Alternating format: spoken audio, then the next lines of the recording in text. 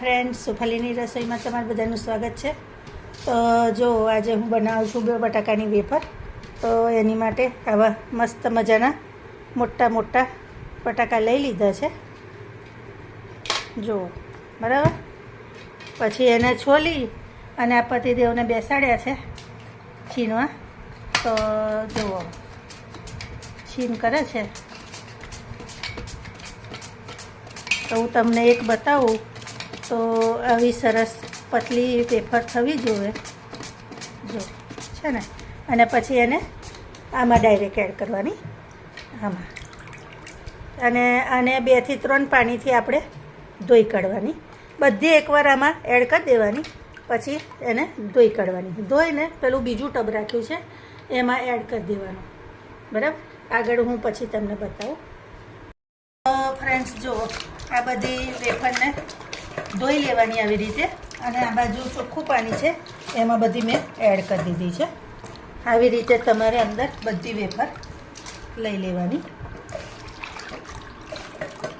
બરાબર. આવી રીતે. અને આ પાણીમાં આપણે હવે ફટાકડી એડ કરીશું. તો જો મેં આટલી જ ફટાકડી લીધી છે. હવે આટલી ફટાકડીને આપણે આમાં એડ કરી દેવાની હલાવીને. હવે આને હું ખાલી છે ને 4 થી 5 મિનિટ 5 કલાક જેવું અંદર પાણીમાં ડૂબાડૂબ રહેવા દઈશ. પછી એને બાફી દઈશું.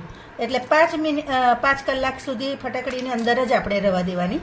એનાથી શું થશે કે આપણી વેફર છે ને સોફ્ટ અને એકદમ વ્હાઈટ ઉજળી થશે, બરાબર.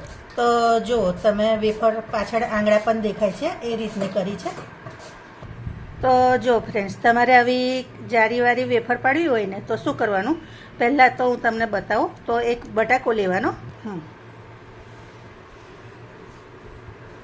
તો પહેલાં છે ને આપણે સીધી લઈશું ને તો આવી સાદી વેફર, આવી સાદી પડે, બરાબર. આવી સીધી જ પડશે, જારીવાળી નહીં પડે.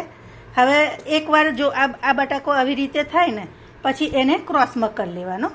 હવે આવી રીતે ક્રોસમાં કરવાનો. એકવાર સીધો અને એકવાર ક્રોસમાં, એકવાર સીધો ને એકવાર ક્રોસમાં.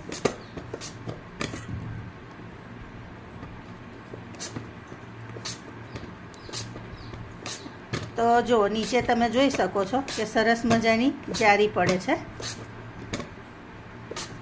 અને પતિદેવનો હાથ જો એકવાર છતો ને એકવાર ઊંધો, જે રીતે કરે છે ને એ રીતે આપણે વેફર પાડવાની હોય. ડિઝાઇનવાળી તમારે પાડવી હોય ને તો આ રીતે પડે. બતાવી દઉં હવે તમને. તો જો સરસ મજાની બધી એક સરખી પડે છે, જોઈ. તો તમારે આવી રીતે પાડવી હોય ને તો આ રીતે જારીવાળી પાડાય, બરાબર. તો જો ફ્રેન્ડ્સ, બટાકાને બાફવા મેં પાણી મૂકી દીધું છે, હજી ઉકળ્યું નહીં. અને બીજી સાઈડે તમને બટાકાની વેફર આપણે પાડી હતી એ બતાવું. તો જુઓ, આપણે જે વેફર પાણીમાં રાખી હતી ને તે સરસ મજાની આવી થઈ ગઈ છે. અને 5 કલાક જેવું થઈ ગયું છે, બરાબર. હવે આપણે એને બાફા લઈ લઈએ. તો આવી રીતે આપણે ટોપામાં લઈ લઈએ. આપણે થોડીક જ બાફીશું, વધારે નહીં બાફવાની. આટલી આપણે અત્યારે લઈ લઈશું.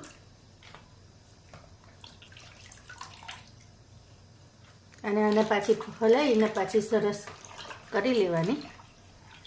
એટલે ઉપર નીચે થઈ જાય ને તો અમુક સુકાઈ ગયો હોય ને બહાર ઉપર રહી તો અંદર ડૂબી જાય પાણીમાં. હવે જો પાણી સરસ ઉકળી ગયું છે. હવે આ મેં સિંધવ મીઠું લીધું છે. તમે ઉપવાસમાં ખાવા બનાવતા હોય ને તો તમારે સિંધવ મીઠું એડ કરવાનું, નહીં તો પછી નોર્મલ મીઠું પણ ચાલે. તો 3 ચમચી મીઠું એડ કર્યું છે. અને હવે આ વેફર અંદર એડ કરી દઈશું. હવે આ તપેલું મોટું છે ને પાણી વધારે છે તો હું બીજી પણ અંદર એડ કરી દઉં છું, એટલે થોડીક વધારે સરસ થઈ જાય. હજી થોડી આવશે તો હજી થોડી પણ એડ કરી દઈશ. હવે વેફરને આવી રીતે ઉપર નીચે કરી લેવાની, એટલે મીઠું જે નીચે હોય ને તે સરસ આ પાણીમાં ઓગળી જાય. હવે આપણે એને ઢાંકીને થવા દઈશું. અને ઢાંકણું આવું પોલું રાખ્યું છે, ફિટ નહીં કર્યું. તો જો ફ્રેન્ડ્સ, આપણી વેફર થઈ ગઈ છે. તો આ કટ આવી રીતે નોર્મલ થાય ને આવી રીતે જો અંદર નખ દબાઈ જાય છે એટલું જ આપણે થવા દેવાનું અને કાઢી લેવાની. તો ફ્રેન્ડ્સ જો આવી રીતે સાડી હોય તમારી જોડે તો સાડી પાથરી દેવાની, અને આવું પ્લાસ્ટિક હોય ને તો પ્લાસ્ટિક પાથરી દેવાનું. બરાબર. હવે આપણે આને આવી રીતે હમણાં અહીં નાખી દઈશું, અને પછી આવી રીતે એક એક પાથરતું જવાનું તમારે. આવી રીતે છૂટી છૂટી પાથરવાની. સાડીનું કાપડ હોય કાં પ્લાસ્ટિક હોય ને એવું લેવાનું, તો કેવું જલ્દી તમારાથી ઉકળી જાય. આવી રીતે આપણે બધી ગોઠવી દઈએ. તો જો ફ્રેન્ડ્સ 2 દિવસ થાય છે વેફરને સુકાતા. ઘરમાં જ સૂકવી હતી, તાપે બિલકુલ નહીં સૂકવી. અને આ પેલી કાનાવાળી તો 2 બટાકાની વેફર જો તમે કેટલી બધી થઈ. બરાબર. હવે આ 2 ટબમાં રાખી છે, હજી 1 દિવસ રાખીશ સુકાવા. હવે એને થોડીક તરી જોઈએ આપણે. હવે વેફર પર છાંટવા એક મસાલો બનાવી લઈશું. તો અડધી ચમચી મીઠું છે. મીઠું તમે વેફરમાં હોય ને એના પ્રમાણે રાખવાનું. પછી આ થોડોક ચાટ મસાલો 5 ચમચી. આ ગઠ્ઠા છે એ કરી નાખીશું આપણે. બરાબર. પછી આ ચાટ મસાલો છે, અને આ મરચું છે. આ બધું આપણે મિક્સ કરી લેવાનું.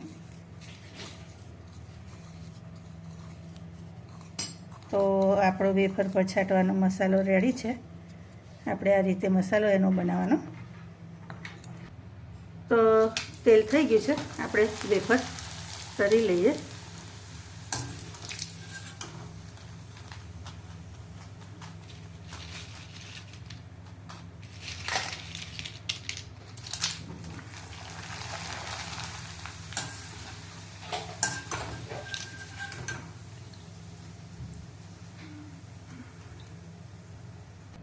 તો જો ફ્રેન્ડ સરસ મજાની તરાઈ ગઈ છે. હવે ઉપર જે મસાલો આપણે બનાવ્યો હતો ને એને છાંટી લેવાનો. આમાં તમે ખાંડ પણ એડ કરવી હોય તો કરી શકો.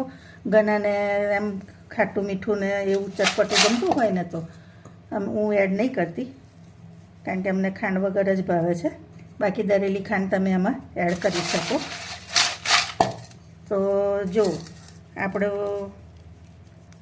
મસ્ત મજાની વેફર તૈયાર છે. અને તેલ તપી જશે તો થોડી લાલ થઈ જશે, બાકી તો એકદમ સફેદ આવી થશે. એટલે એ રીતે બનાવજો. અને તમને બતાવું તો જો સરસ મસ્ત મજાની પોચી થાય છે. તો એકવાર આવી રીતે વેફર ચોક્કસથી બનાવજો. આખું વરસ સરસ રહે છે, બિલકુલ બગડતી નહીં. નવી રેસીપી સાથે ફરી મળીશું. Thank you.